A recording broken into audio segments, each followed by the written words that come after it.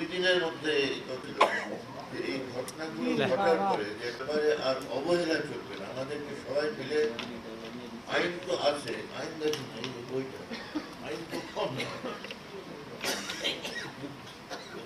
2 দিন এটা ওজন হবে, আইন অনেক ওজনের আছে, কিন্তু প্রয়োগের ব্যাপার, এবং প্রয়োগের ব্যাপারটা বারবার এসেছে আর কি।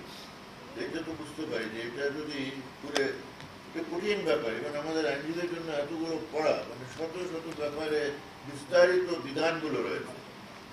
তো এই যে যারা বিশেষজ্ঞ তাদের এই বই দেখার ব্যাপারে অসাধারণ অবদান আছে। আইনজীবীদের আমরা বই খুলে আমরা এটা জেনে নিতে পারি, কিন্তু মূলত প্রয়োগ কখন হবে? যখন বিল্ডিং তৈরি হবে, বিল্ডিং এ যেটা যেটা অনুমোদন দেওয়া হবে প্ল্যানের, আর শেষে যখন নির্মাণ হওয়ার পরে বলবে যে হ্যাঁ এটা প্ল্যান অনুযায়ী নির্মাণ হয়েছে, এটা একটা সার্টিফিকেট আইনত প্রয়োজন আছে।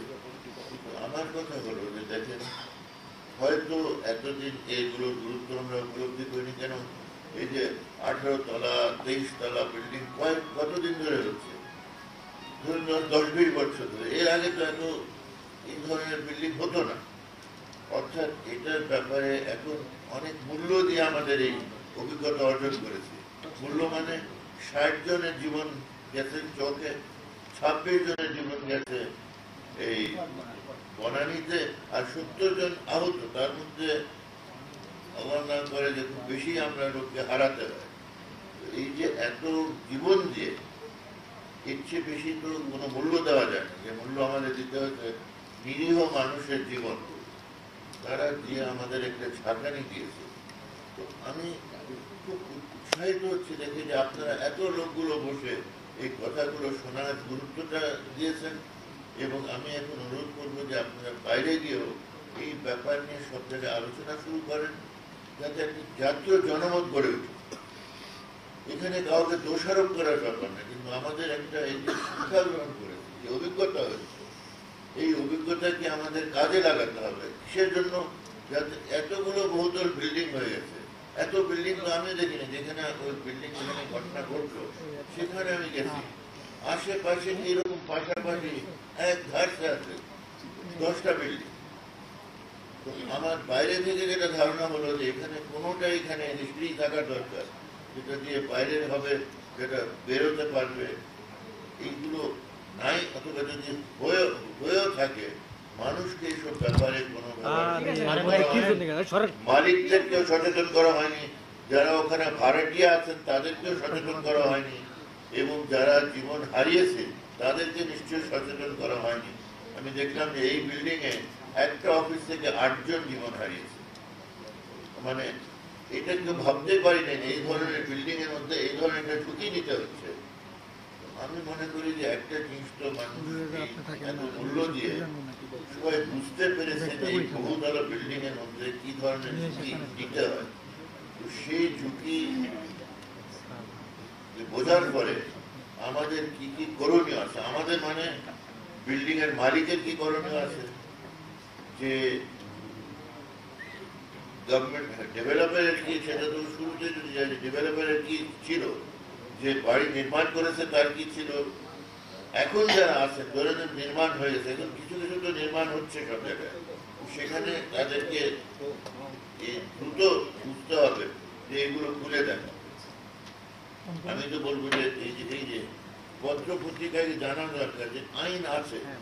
অনেক সময় বলা হয় যে আইন করো, এটা যত আছে কম আইন না এর মধ্যে, কিন্তু এটা দেখেন এই যে দাগ দিয়ে দিয়ে আমরা করেছি, ইভেন আমাদের আইনজীবীদেরকে বেশ সময় লাগে, বেশ পরিশ্রম করতে হয় এটা বোঝার জন্য, জানার জন্য।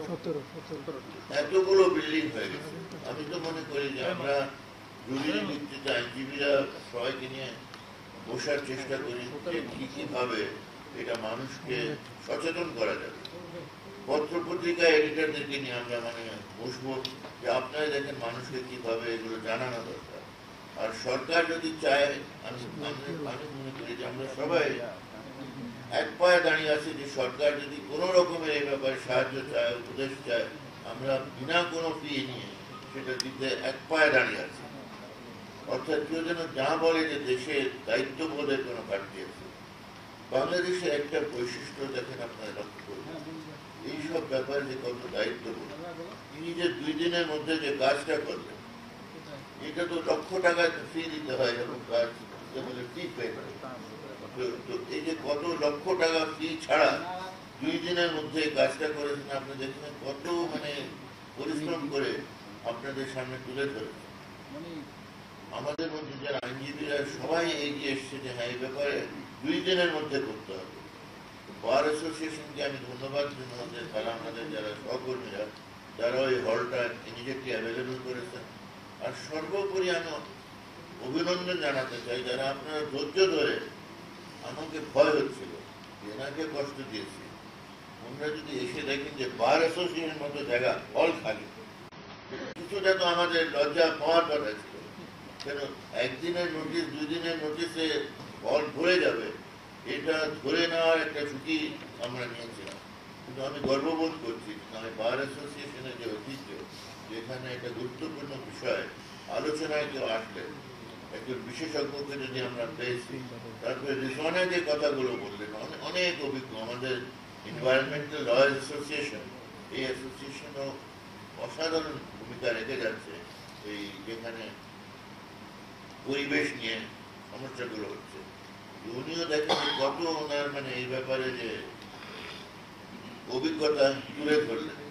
ওনার মানে গুরুত্বপূর্ণ অ্যাপয়েন্টমেন্ট ছিল, বারবার বলছেন যে না তারপরে এই কথা আমি না বলে যেতে পারছি না, তুমি সেটা ওনার অনুমতি নিয়ে সেটা তুলে ধরলেন এবং দেখলেন যে আমি কত সিরিয়াসলি এই বিষয়টি নিয়ে।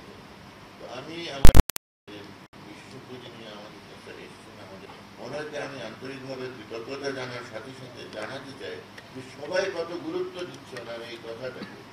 তো এটা হলো বাংলাদেশের বৈশিষ্ট্য যে আমরা একটা দায়িত্বশীল জাতি, আমাদের দায়িত্ববোধ আছে।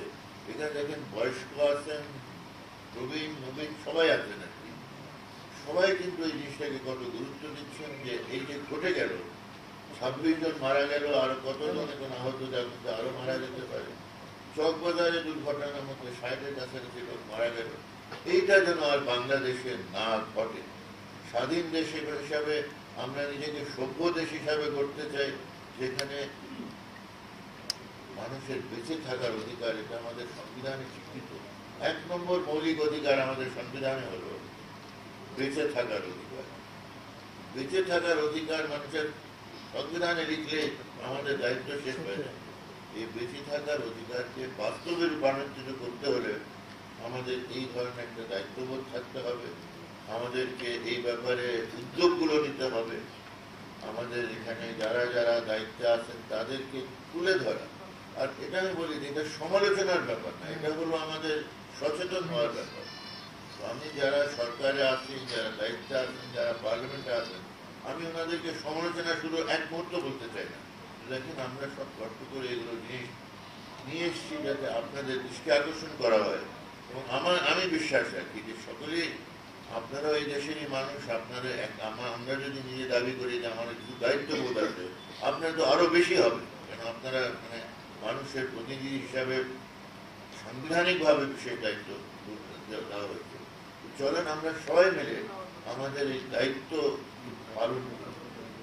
পালন করে। এখানে অলরেডি 100-র বেশি লোক মারা গেছে এই গত মাসে, আর একজনও যদি জীবন দিতে হয় না এই ধরনের কি বলবো আইন পালন না করেন। আইন আছে কিন্তু পালন হয় না।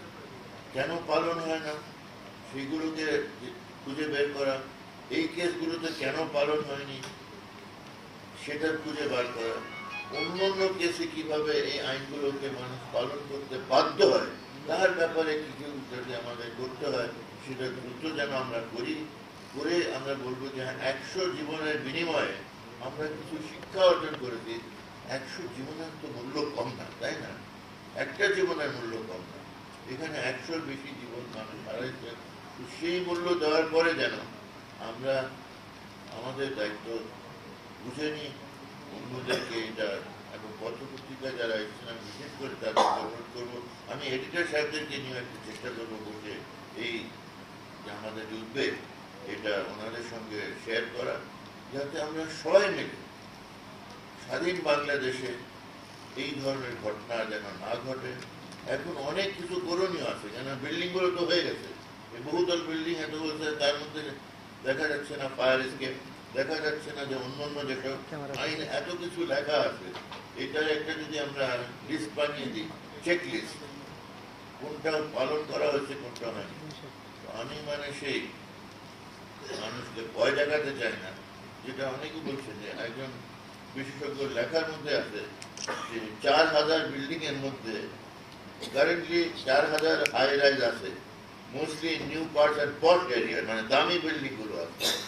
কিন্তু উনি বলছেন প্রফেসর মেহেদি আহমদ আনসারি বুয়েটে, উনি বলছেন 2011-তে এরকম একটা যেটা জরিপ হয়েছিল, দেখা গেল যে উনি 2টা হাসপাতাল আর 2টা হাই রাইজ বিল্ডিং কমপ্লেন করছে এবং 90%-এর বেশি বিল্ডিং কমপ্লেন করে না। এটা ভয়াবহ একটা তথ্য, প্রফেসর সাহেব তথ্য দিয়েছে। তো এখন আমি মনে করি যে এই দুই ঘটনার যে ছাঁকানি দিয়েছে, আর এইটার ব্যাপারে এই ছাঁকানি দেওয়ার ফলে যেটা আপনাদেরকে আপনারা এগিয়ে এসছেন, এটা আর যেন কোনোদিন আমাদের দেশে এরকমের ঘটনা না ঘটে, এই ব্যাপারে আমি মনে করি সকলেরই কিছু করণীয়, যারা আমরা মানে ওনাদের মতো বিশেষজ্ঞ না থাকলে আইনজীবী, আমরা কিছুটা বিশেষজ্ঞ আইনের ব্যাপারে, কিন্তু আমি বলি সকলেই আপনারা জনমত গঠন করার ব্যাপারে সকলেরই একটা ভূমিকা আছে। ইভেন তরুণ যারা আছেন তাদের ভূমিকা আছে, যারা বয়স্ক যারা আছেন, যারা পেশাজীবী যারা আছেন, আইনজীবী যারা আছেন, সকলেই একটা জনমত গঠন করার ব্যাপারে চলেন। পাড়া মহল্লায়, বাড়িতে, ঘরে, যেখানে যেখানে আছে, এই দেশে আর এই ধরনের ঘটনা যেন না ঘটে। আমরা জীবন নিরাপত্তা, যে এই ভবনের নিরাপত্তা, এইগুলোর ব্যাপারে সবাই আমরা একটা তদারকি করি এবং দৃষ্টি আকর্ষণ করার ভাবে ভূমিকা রাখি। যেটা আমি দেখি বিল্ডিং, আমি তো এখন নিজে আমার অভ্যেস হয়ে গেছে, এখন বহুতলা বিল্ডিং দেখি, আমি চারিপাশে দেখি কোথায় এটা আগুন লাগলে কোন দিক থেকে মানুষ বেরোয়, এটা অটোমেটিকলি হয়ে গেছে।